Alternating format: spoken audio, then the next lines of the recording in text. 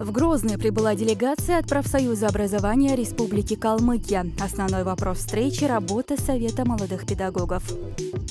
В Доме профсоюзов состоялось чествование победителя Всероссийского конкурса «Учитель года России-2018», обладателя Большого хрустального пеликана Алихана Динаева. Республиканский конкурс исполнителей авторской бардовой песни среди работников общеобразовательных учреждений прошел в ноябре. Строгое жюри выбрало лучшего. В рубрике «Профответ» профсоюзные юристы ответят на любой вопрос в сфере охраны труда, социального блока, пенсионного обеспечения и на другие вопросы. Для активизации деятельности уполномоченных по культурно-массовой и оздоровительной работе, выявления, поощрения лучших, профсоюз образования провел конкурс «Лучший уполномоченный по культурно-массовой и оздоровительной работе».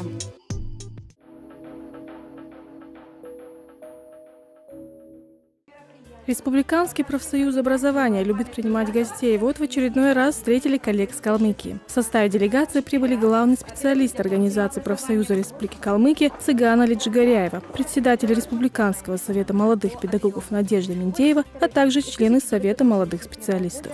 Для них была организована ознакомительная экскурсия по рабочим помещениям аппарата. Мы рассказали об особенностях работы профсоюза в Чечне. Конференции небольшие, дальше президиумы. Здесь в малом зале собрана музейная экспозиция профсоюзов, всех 13 отраслевых профсоюзов. Далее в офисе Совета профсоюза образования состоялась встреча делегаций с сотрудниками аппарата. Здесь поговорили обо всем, что волнует профсоюзных активистов. Сразу скажу, что мне очень приятно сегодня видеть знакомые лица. Прямо напротив меня сидит Ася, с которой мы вместе были на Всероссийской педагогической школе в 2017 году. И расскажу немного о нас. Да? Совет молодых педагогов Рискома профсоюза – это сегодня очень необходимая, правильная и нужная поддержка молодых педагогов Калмыкии. И самый, наверное, большой резонанс имели первые форумы региональные с участием главы Республики Калмыкия, министра образования, депутатов Государственной Думы, куда мы их приглашали с целью пообщаться, да, напрямую задать им вопросы и получить четкие ответы. И не случайно именно в этот момент появились первые указы главы Республики Калмыкия о поддержке финансовой, в том числе, молодых педагогов. Коллеги общались между собой, делились опытом и впечатлениями от всего увиденного. Местные профактивисты также рассказали о своей работе. Общение с коллегами из других регионов всегда приносит новые знания, необходимые профсоюзной работе. Я могу сказать, что если основываться именно на моих каких-то переживаниях, мыслях в школьные годы, я никогда не планировала работать в сфере образования. Это на самом деле очень трудный этап для учителя, для молодого учителя, становления именно в этой профессии. Да, вот Совет молодых педагогов на сегодняшний день в Калмыкии, он обретает все большую и большую силу, мощь, уверенность. Потому что, во-первых, мы туда приглашаем в актив людей, которые горят этим, которых вдохновляет то, что они делают. Да? Риском профсоюза ежегодно обучает, отправляет на различные всероссийские стажировочные площадки. Гостей приветствовал председатель Чеченской республиканской организации Общероссийского профсоюза образования Хизир Гирзелиев. Он рассказал гостям о структуре профсоюза образования, о методах и формах руководства, материальной поддержки как молодых педагогов, так и членов профсоюза. Особый акцент Хизир Магомедович сделал на нововведениях и на важности и актуальности профсоюзной работы. Проявить себя, показать себя, вот с тем, чтобы реализовать свои способности. Значит, я полагаю, что вы и вот наш Совет молодых педагогов будут и дальше прилагать свои усилия к тому, чтобы значит, наши молодые учителя стали действительно заслуженной сменой, вот, с тем, чтобы они, значит, понесли на себе вот те все проблемы, которые стоят перед системой образования, как и, значит, вот, в общем образовательных учреждениях, так и дошкольных и дополнительных. Везде, где есть молодые, остановить процесс мы не сможем. Как бы мы ни пытались сейчас там говорить так или так, все равно молодежь будет работать в школе, понимаете, будет работать. Никуда мы не денемся от этого. Но вот единственное нам, так сказать, открытой душой встретить этого человека, поддержать его, помочь ему. Вот это главная ваша задача. Постарайтесь, чтобы дальше так вы себя, как вы вот, определились в этом плане, так и работать. Я от всей души желаю вам всем успехов, здоровья, благополучия. Чеченский профсоюз поделился информацией о проводимых конкурсах и иных мероприятиях по активизации профсоюзной работы. В этой работе опыта не занимать у местной организации. У нас почти более 700 организаций, первичных профсоюзных организаций у нас работают профсоюзные кружки. Хорошая часть из этих кружков у нас производится доплата, вот именно по тому постановлению, о котором говорила Тамара Шарпудиновна, 20% от ставки правовой производится доплата руководителю профсоюзного кружка. Руководителям профсоюзного кружка у нас есть очень много молодых педагогов, очень много учителей истории, обществознания, учителей русского языка и литературы, то есть активистов, которых слушают, за которыми идут. Это очень важная работа, тем более мне кажется, что для молодых педагогов, которые пришли в школу, профсоюзный кружок – это 20 минут вашей учебы. Вы можете просто сесть за чашкой чая, обсудить вопросы. Мы все это делаем. И вот эта форма, она очень актуальна. В завершении пребывания в Грозном гости побывали на открытии проходившего в этот день конкурсе на звание «Лучший уполномоченный по культурно-массовой и оздоровительной работе». Более подробно о самом конкурсе в следующем сюжете.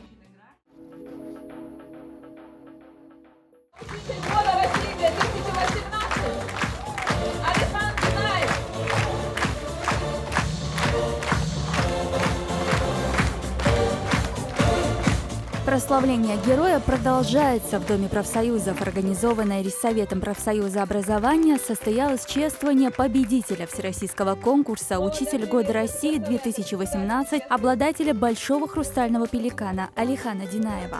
На встречу с абсолютным победителем собрались учителя общеобразовательных учреждений республики, профсоюзные активисты. В качестве почетных гостей в торжестве приняли участие председатель Федерации независимых профсоюзов Чеченской Республики, председатель Чеченской республиканской организации профсоюза образования, депутаты парламента, а также победители конкурсов «Учитель года» прошлых лет.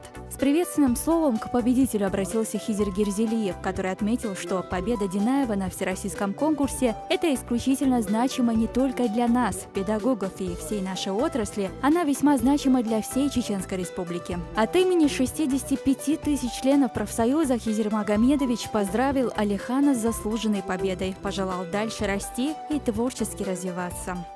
Конечно, личные Богом данные качества Алихана, его знания, навыки сыграли в этой победе решающую роль.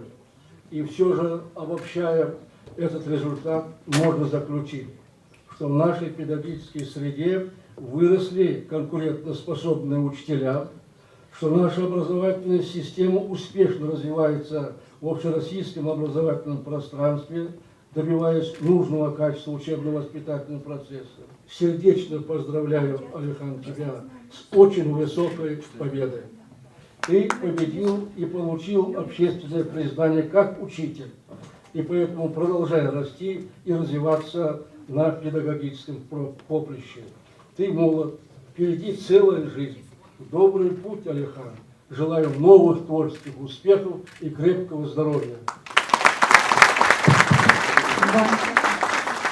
Личные качества, данные Алихану Богом, его знания, навыки сыграли в этой победе решающую роль. И все же можно заключить, что в нашей педагогической среде выросли конкурентоспособные учителя, что наша образовательная система успешно развивается в общероссийском образовательном поле, что педагоги республики способны и могут динамично развиваться, подавая образцы цивилизованности и социального прогресса. С поздравительными словами к Алихану обратились почетные гости мероприятия и преподнесли виновнику торжества памятные подарки. Депутат парламента нашей республики Лёма Дадаев подчеркнул, что победа Алихана – это результат кропотливой работы местных властей, которая ведется в сфере образования. Кто помнит, 2000 год, 5 октября, День учителя. Мы не могли в республике, в городе найти помещение, где провести День учителя. Мы не так много. Не было ни зала, ничего. И мы нашли в 41-й гимназии одно помещение.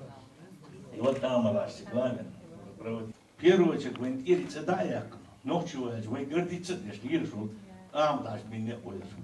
Я хочу сказать, да, обл дойче мазут. Сунна баркларляс.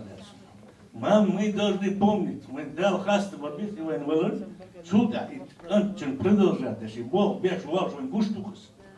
Вы хамба безума, сунда условия шхиля, дыник доколду. Хусейн Салтагареев напомнил, какую ответственность несет педагог, а победитель такого уровня несет двойную ответственность.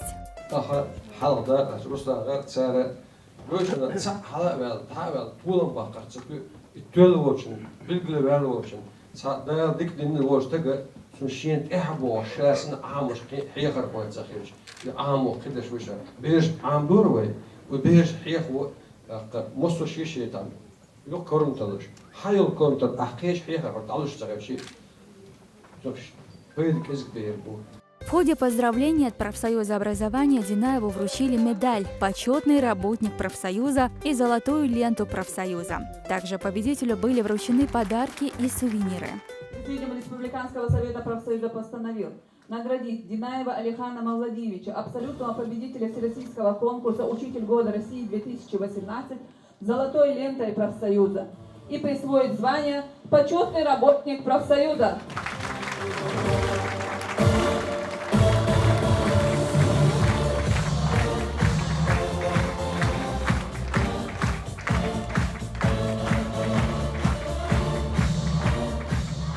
Большое спасибо, прежде всего, профсоюзу образования за это прекрасное мероприятие. Я горд, что смог внести свой вклад и, наверное, таким своеобразным, такой хорошей, красивой точкой в такой голове, не в книге, разумеется, а в голове о нашем образовании. И я отдельно хотел бы сказать вот здесь замечательные слова: единство, солидарность, справедливость. Когда я был в Петербурге на этом конкурсе, я чувствовал это единство. Чувствовал, что меня поддерживают учителя со всей республики. Я уверен, что там не было ни одного учителя, которого дома так поддерживали бы, как меня. Поэтому, Шон ДРСКЛ, огромное спасибо за эту поддержку. Торжество украсило выступление представителей чеченской эстрады.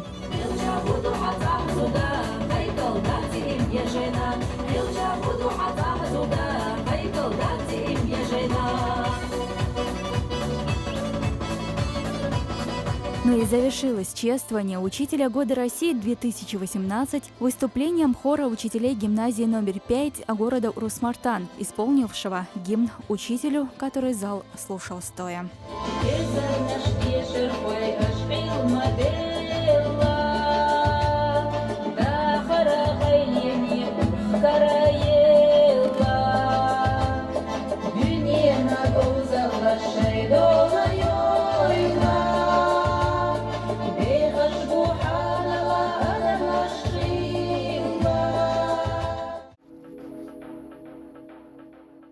В Доме профсоюзов прошел республиканский конкурс исполнителей авторской бардовой песни среди работников общеобразовательных учреждений. Свое владение музыкальным и песенным искусством представили 19 конкурсантов из 15 районов Чеченской Республики. Выступления участников оценивались по 10-бальной системе по критериям: содержание текста, музыкальное достоинство произведения, мастерство, яркость и оригинальность исполнения. Также обращалось внимание на сценическую культуру исполнителя, вокальные данные, внешний вид.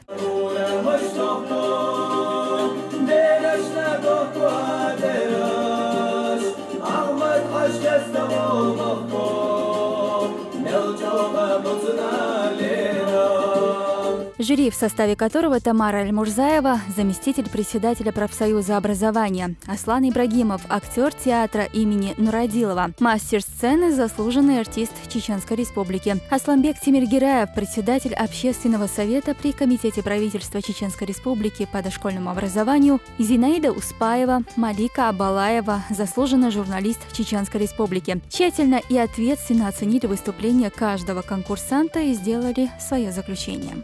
И вот в Доме профсоюзов подвели итоги 2 республиканских конкурсов выразительного чтения и авторской песни. В церемонии приняли участие председатель Федерации профсоюзов Чеченской Республики, председатель Чеченской республиканской организации профсоюза образования и другие. Началось торжество с вручения председателю Чеченской республиканской организации профсоюза образования, заслуженному учителю Чеченской республики Хизиру Герзелиеву знака почета Общероссийского профсоюза образования, с чем зал поздравил его стоя и громкими аплодисментами.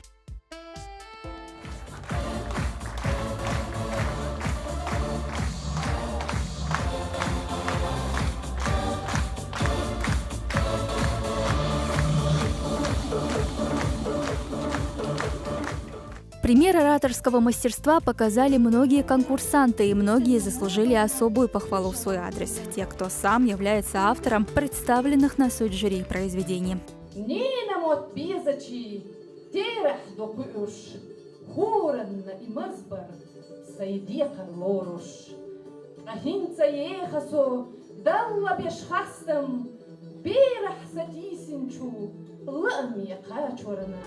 Далее состоялось вручение наград и денежных поощрений победителям и участникам конкурсов. Первое место в конкурсе выразительного чтения присвоено Сатиханову Идрису, учителю английского языка первой школы станицы Шелковская.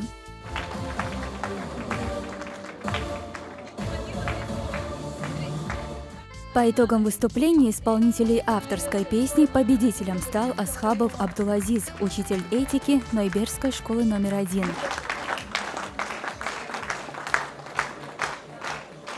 В завершении церемонии состоялся гала-концерт, составленный из лучших номеров прошедших конкурсов. Я работаю учителем чеченского языка в 2 школах по основному месту работы и по совместительству. До сих пор мне предоставляли отпуска в обоих местах работы одновременно. Но в этом году по месту работы, где я совместитель, сменился директор, который заявил, что мне не положен отпуск, так как я работаю по совместительству. Это законно? Нет, это незаконно. Согласно действующему трудовому законодательству, лицам, работающим по совместительству, ежегодные оплачиваемые отпуска предоставляются одновременно с отпуском по основному месту работы. Если на работе по совместительству работник не отработал 6 месяцев, то отпуск предоставляется авансом. Если на работе по совместительству продолжительность отпуска меньше, чем по основному месту работы, то работодатель по просьбе работника должен предоставить ему отпуск без содержания на то количество дней, что составляет разницу между 2 отпусками. Кто оплачивает больничный лист и в каких случаях оплата больничного листа может не производиться? Выплата пособия по листу нетрудоспособности производится Фондом социального страхования России на основании расчетов по количеству дней болезни. Для получения пособия немаловажно правильно оформить сам бланк документа. Без оформленного документа получить выплату невозможно. Оплата больничного листа не производится в следующих случаях: когда работник работает по договору подряда, нарушен режим лечения, когда в амбулаторной карте запись о состоянии здоровья отсутствует, если он выдан или продлевался медицинским учреждением, у которого нет лицензии, если продлен на срок более чем 30 дней без заключения врачебно-консультационной комиссии, если он выдан без назначения лечения больному работнику, далее, если он выдан задним числом, так называемым, если работник находится под арестом, далее, если работник отстранен от работы без сохранения заработной платы, в момент работы на предприятии был простой, если травма или болезнь получена в результате криминального нарушения.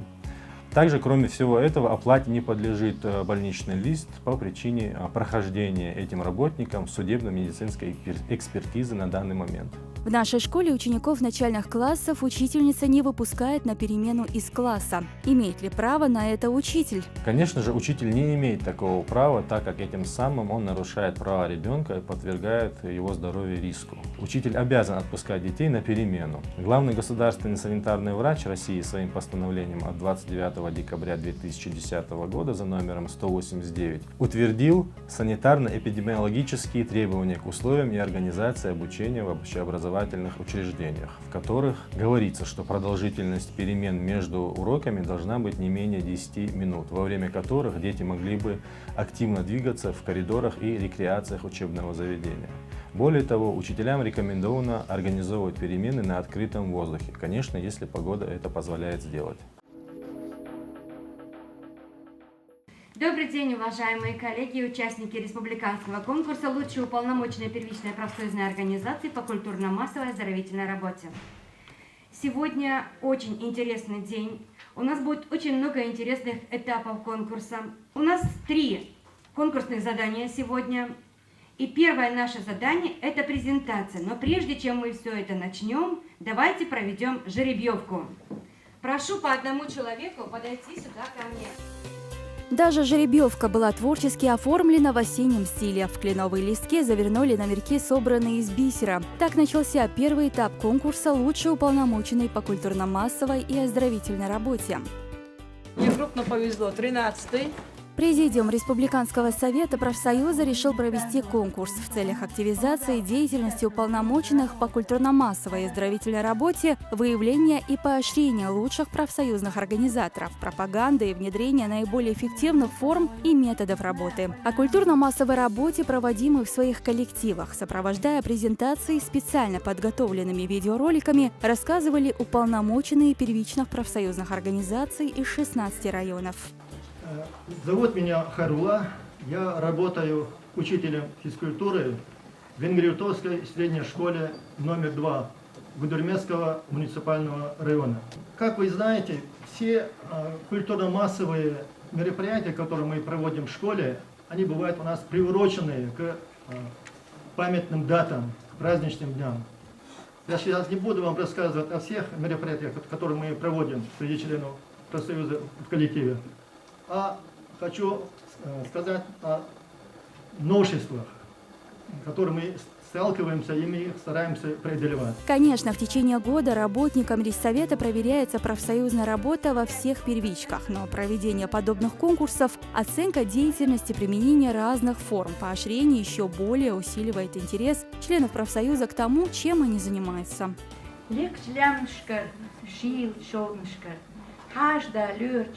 Терсилардич, я елч кенти даймахкам белач, özdanгаллях, гыллыкях бюзн меркри киинч, исбях нажурт коштар саламашал дукшук, сахомия махпой. Как вы, наверное, уже догадались, я уполномочена по культурно-массовой оздоровительной работе первичная профсоюзная организация МБОСОШ номер 3 села Нажаюр Эльсаева Бусани Алимбиевна. Первичная профсоюзная организация нашей школы насчитывается 50 членов профсоюза, что составляет 100% начисленность работников школы. Мы работаем под девизом «Профсоюз – моя семья, с ним по жизни ты и я». Поэтому наши работники и технический персонал, в общем сказать, наш коллектив сплоченный. Наблюдая за конкурсантами, появилось чувство гордости и радости за профсоюзных работников, за то, что они своими творческими способностями, талантом, желанием трудиться вносят значительное разнообразие в тяжелую, но плодотворную деятельность своих коллег, разбавляют труд учителя светлыми нотами, что, несомненно, стимулирует к новым успехам. Недавно совместно с правкомом нашей школы мы проводили на пенсию наших учителей, Нуржан Селимовна, учителя английского языка, и учителя русского языка Елизавету Имрановну. Наградили грамотой от профсоюза образования, а также вручили денежное поощрение.